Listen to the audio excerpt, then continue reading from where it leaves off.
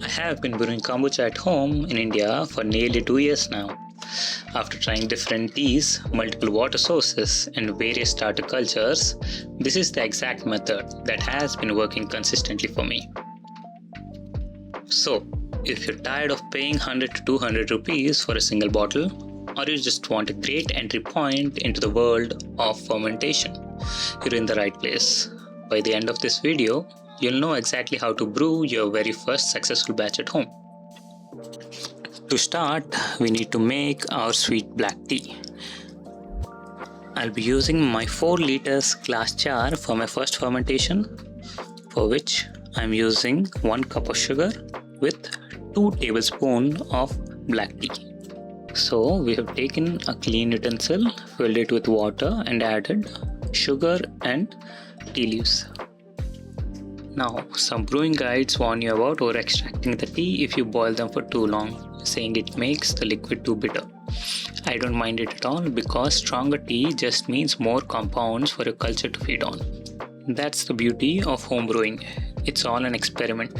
You can play around with your timing, but in my case, I always turn off the heat the exact moment the tea boils over. Now, a lot of beginners freak out when they see how much sugar goes into the pot. But remember, the sugar isn't for you, it's for the yeast. The yeast eats most of the sugar and turns it into alcohol. And the bacteria eats that alcohol and converts it into healthy organic acid. The caffeine and the nutrition in the tea are also essential to keep the culture alive and active. By the end of our first fermentation, a significant portion of the sugar has been consumed, but the exact amount remaining depends on how long you let the fermentation go on. The longer you ferment, the less sweet the final kombucha becomes. Homemade kombucha also naturally contains a small amount of alcohol produced during the fermentation, but typically far below the levels found in alcoholic beverages. If you watch a lot of Western YouTube tutorials, they often tell you to just use regular tap water. In most parts of India, you absolutely cannot do that. I have tested over the last 2 years from my home Aquaguard RO system to those standard 20-liter Bisleri or Kingfisher jars you buy from your local Kirana shop. Both work perfectly well because they are already filtered and RO treated. The golden rule here is simple.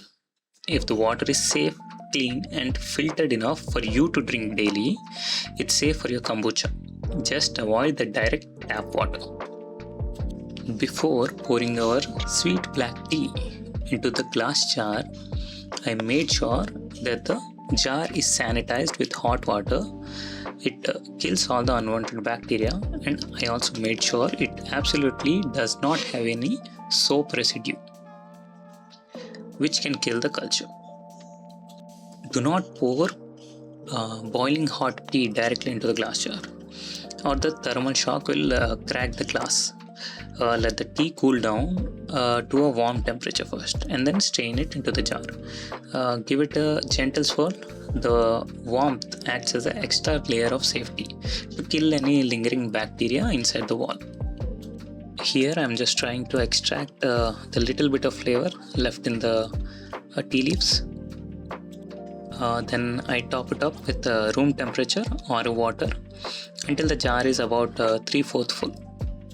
Adding this room temperature water instantly drops the heat, but leave the jar completely alone on the counter for around 10 to 20 minutes to let it cool down to room temperature. If you add your liver culture when the tea is hot, you can kill it.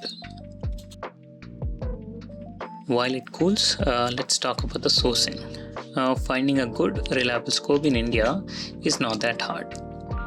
I have ordered from Amazon a few times from a different vendor each time, and all of them work perfectly fine. I am flashing my verified favorites on the screen right now, so you don't have to waste your money.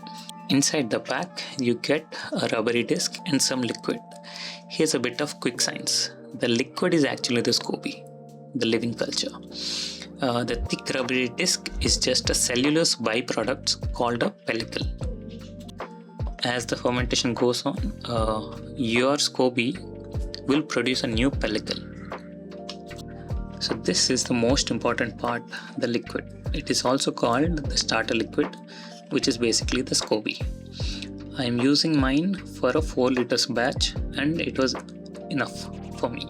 So once the tea is completely cool, pour your starter liquid and the pellicle inside your first fermentation vessel, and then cover the jar with a breathable cotton cloth or handkerchief and secure it tightly with a rubber band.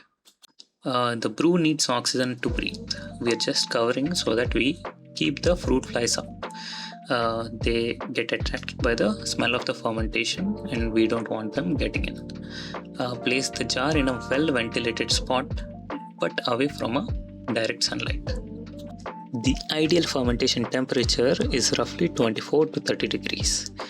In reality, many of us in India spend most of the year at about 28 degrees at room temperature, which means the fermentation usually moves much faster than the timeline you will see in the Western brewing guides.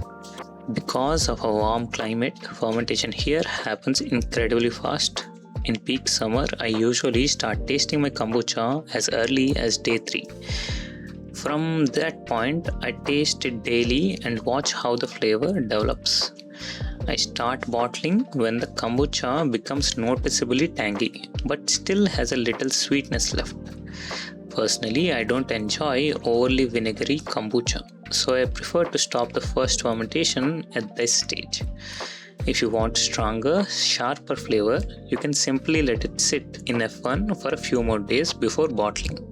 While the first fermentation happens, your kombucha will also start growing.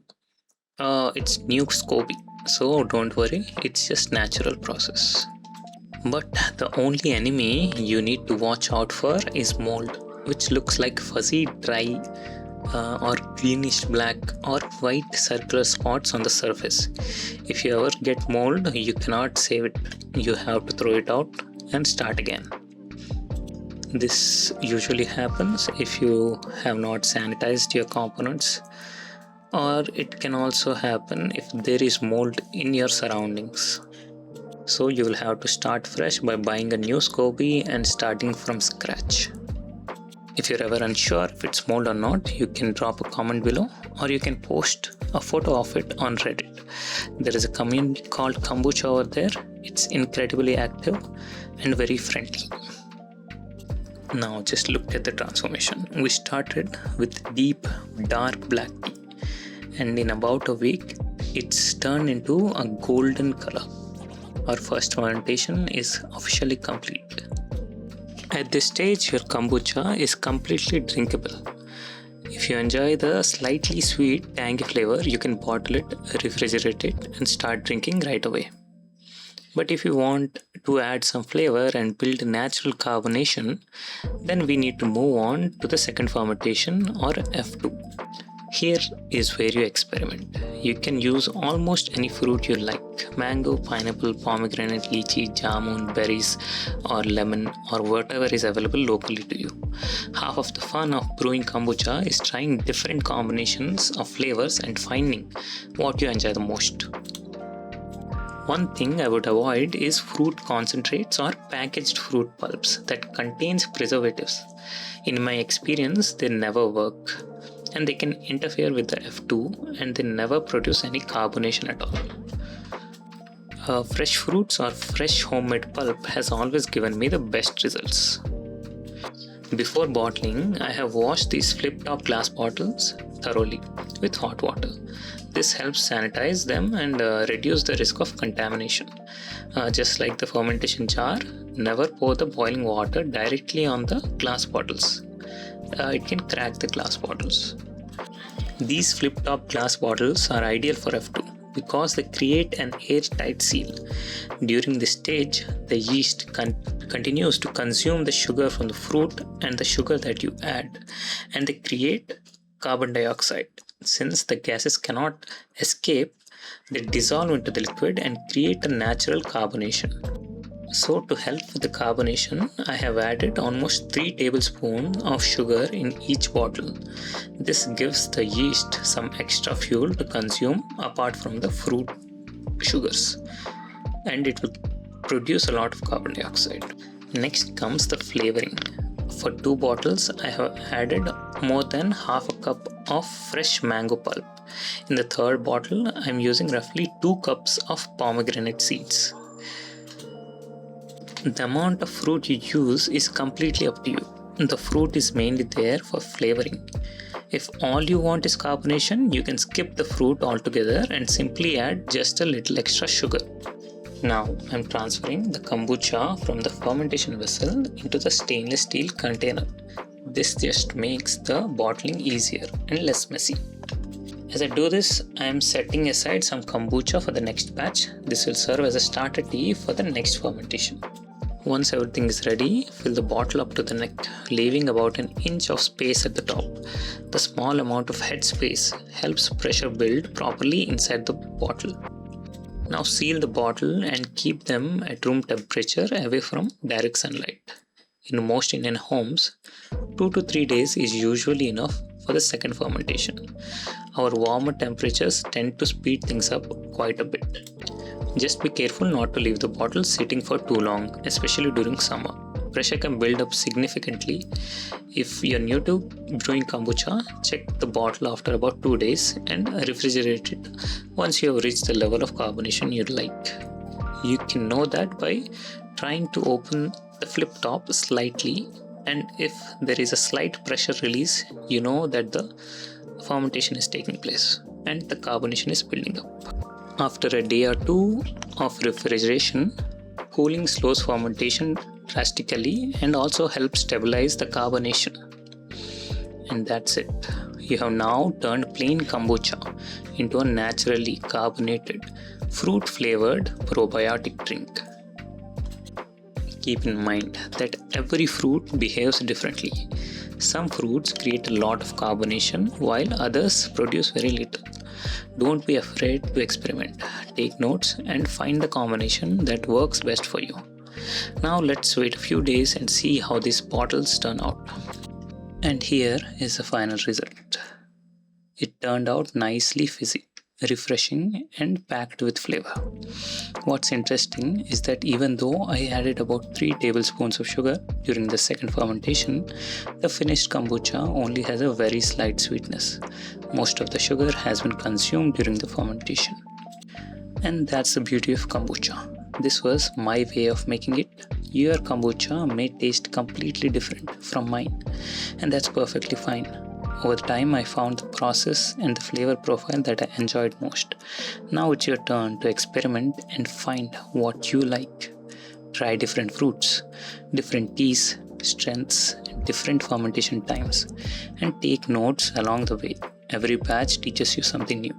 And that's it. All the best for the start of your brewing journey.